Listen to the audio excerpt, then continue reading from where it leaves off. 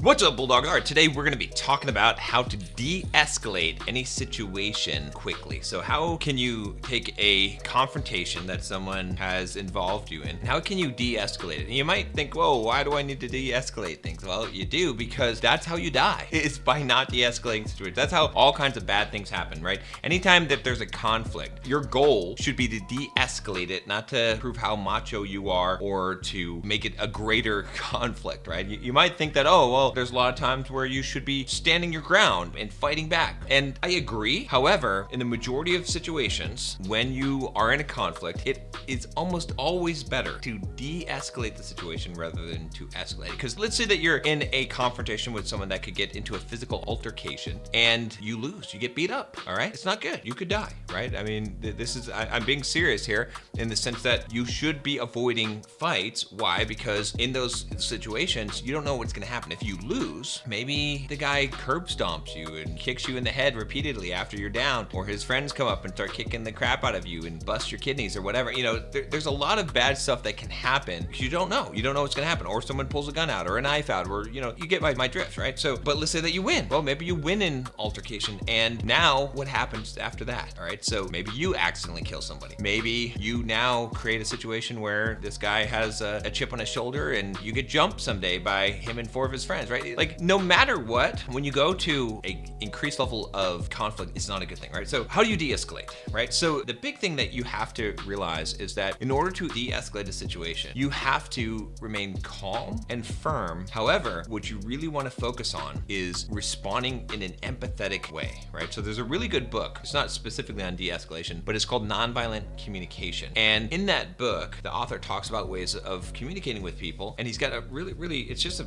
great book. If you haven't read that book, I highly recommend it. But what I would recommend and what I practice is that when a person creates conflict with me, let's say that someone calls me a name or something, or the way that I'm going to respond is I'm going to respond in love, first of all. And I'll tell you about the video in the Bulldog Mindset membership is all about this, but I'll tell you about that in a minute. And empathetically. So I want to respond with empathy. So what does that mean? It means that I'm looking past what the person has said, what their words are, and instead I'm trying to understand where are they coming from, what is creating these feelings, what's the feeling behind their aggression, all right, or the conflict that they're creating. Hopefully I'm not creating the conflict, but the aggressive tone that they're using, or words, right? And then I want to understand what is the need behind that emotion, right? And then I want to verbalize that to them, right? So I might not know, and it's probably not best to ask someone, right? So let's say that you're in a situation where it's being escalated and you say, oh, are you upset? Why are you upset at me? Why are you yelling at me? Why are you angry at me? That might seem like a good approach, but many times it's going to cause the person to become frustrated and to double their aggression, right? Because now they're even more angry with you. But a lot of times, if you can actually hit on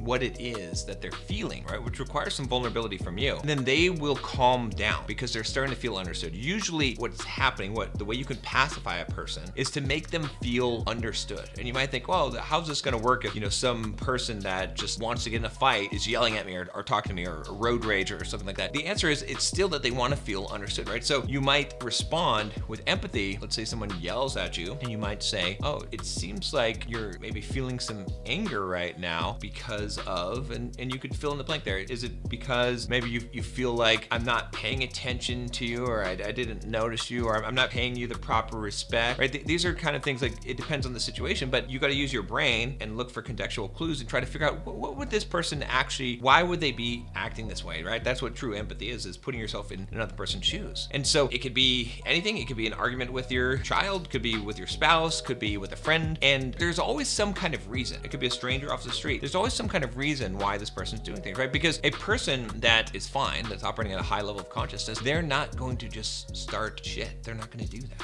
right? So there's something definitely going on with this person, and if you can identify it, then they're going to calm down usually. right? So I want to figure out, okay, what is it that they're feeling? I'm going to make a guess at it. And they might say, no, that's not it. You're misunderstanding completely. I just don't like you, like, for example. Oh, okay. So are you feeling some anger towards me just because of how I look or the way that I'm coming across to you? Is that what makes you feel angry? Is that when you see me, does it remind you of something that happened to you or something? Again, you might you're getting into some pretty psychological things there, but a person, you'll see how they respond. It's amazing how they respond. And it might be a couple of back and forths, right? But if you can identify, deeper, what is the need? Like why? What is the thing that they need? Sometimes people need to feel significant. Sometimes people need to feel safety. Sometimes people need to feel that they are important or that they're being heard, that they're understood. Sometimes people need to feel like they have authority or they have value, right? Think about the needs that you have,